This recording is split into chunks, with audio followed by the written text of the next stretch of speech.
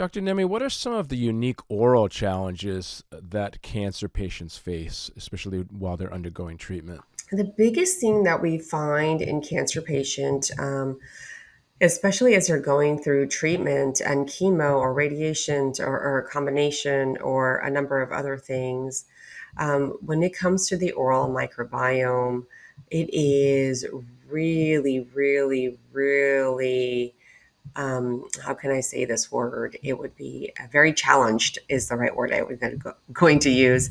What happens during chemo or radiation or anything like that is it kills actively dividing cells, and your mouth regenerates pretty quickly. So if you ever get a sore in your mouth, it probably heals pretty quickly.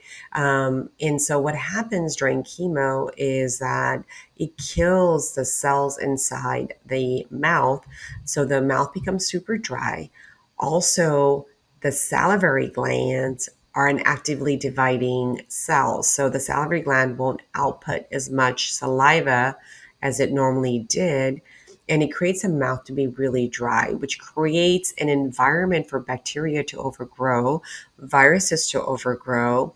And so, a lot of times in patients' mouths, when they're going through chemo or radiation or any sort of cancer treatment, what we discover is that there are a lot of like candida, like thrush, because there's overgrowth. We will see ulcerations in the mouth. There'll be painful sores. It'll be hard to eat, sometimes even open the mouth. And the taste is just horrible because the taste buds are all gone because they're also actively dividing cell. So it creates a perfect storm. Chemo and radiation creates a perfect storm for bacteria to overgo. Not to mention when a patient who has cancer is going through chemo or radiation, their immune system is weakened because it's killing off not just one cell, but all cells. So that predisposes them to other active infections. One of the ones I mentioned is thrush or candida, which is a fungal infection, but also shingles and a lot of different things. So the mouth becomes a very important part of the cancer treatment cycle. Now, I always ask patients because cancer is already difficult to deal with. And what we have discovered in our last 20 years of practice is that, and also when we work with medical clinics that specifically treat cancer patients and have fantastic outcomes, what we've discovered is when the patients come into the dentist first. So, what we do is get rid of bacteria that can be really problematic. We make sure that the cells of the mouth are tightened through a laser therapy. And what that does is gives a higher success rate. Number one, of no pain in the mouth, right? An easier chemo resolution, but the most important thing that we've discovered, and all the doctors have told me, is hey, Dr. Nami, since we've started working with you, we have seen our patients get better faster and they stay cancer free for longer. So, what are you doing? And so that's when I shared with them what I have done is I test their oral microbiome. I clean out the bad bacteria that's in the oral microbiome, and I help them create a system that actually helps them support them at home care that supports the patient throughout the cancer journey or the cancer recovery journey, is what I really want to say, through chemo or radiation or any other avenues. So tell me a little bit more about that and what it is that you do to help ease these effects of the dry mouth and the sores in the mouth and the infections and really, help that mouth to heal as these treatments are happening. So, what I do is I remove the bacteria that can be opportunistic. So, earlier I mentioned that the immune system is weakened. All cells are weakened because chemo treatment and cancer treatment is not specific. It kills all actively dividing cells, and those cells tend to be your immune system cells because they always need to be on. It also kills cells in the mouth. So when we look at the mouth, we know there's going to be bad bacteria in there because it's a harboring ground. And believe it or not, actually, one of the things I want to mention, John, is that we are actually able to do early detection of cancers and benign tumors because of the oral microbiome testing that we do. We can actually discover cancer at beginning stages versus when it's too late because the oral microbiome really tells us so. And you're probably wondering why. How is my spit doing that? The reason is your saliva is a secretory fluid. So it is like your blood, right? And so what it does is when we do the salivary testing, we're actually testing what bacteria is inside your blood. So if we can figure out what bacteria is inside your blood, and we now know the cancer-causing ones, we can diagnose them just through an oral salivary testing. You basically spit into a cup, and we're able to discover this earlier.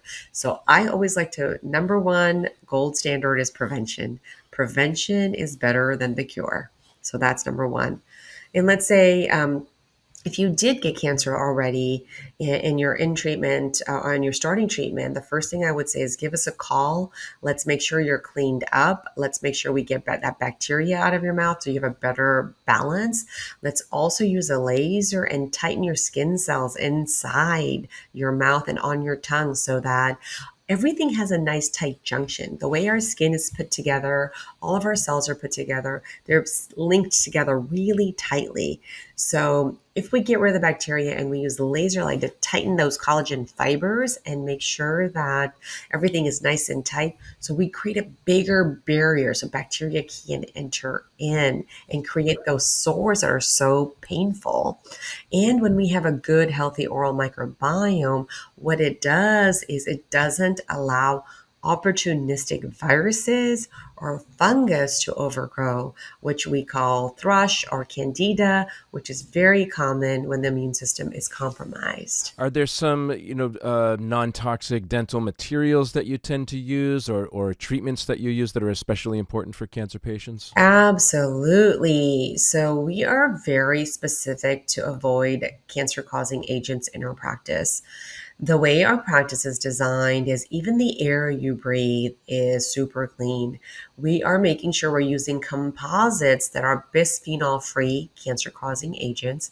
And we're also making sure there's a copious amount of suction. So even in the dental setting, there's volatile compounds. So we're sucking everything out of the air so that if we're ever replacing a filling, we're ever doing a crown, we're obviously doing safe protocol for mercury removal. We're also making sure that the root canals are safe. There are no residual infections inside the root canal. If they are, we remove them. We're also looking at cavitations. Cavitations are foci of infection in the bone. They're really well documented to be one of the biggest causes for cancer or chronic disease. So we see that quite often. So we remove those. We're really taking lots of measures to make sure that we can get rid of cancer, of course, detect it early. We're also checking your sleep because that's another predisposition for cancer.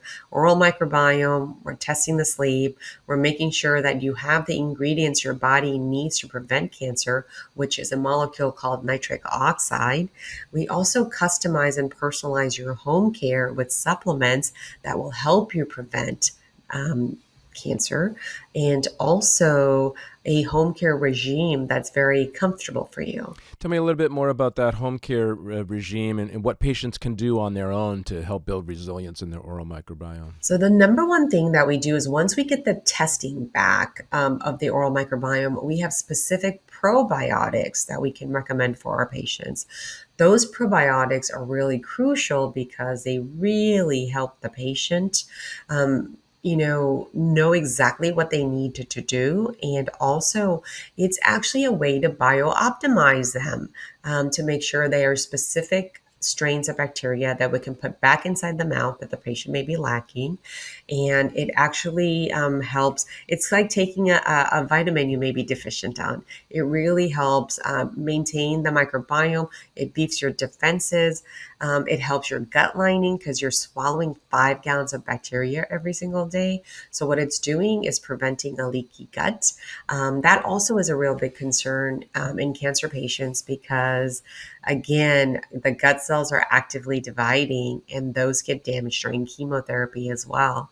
So we're really making sure that we're specific, and we're doing data-driven care to help someone who's going through cancer, and something so highly detailed and highly personalized to each patient.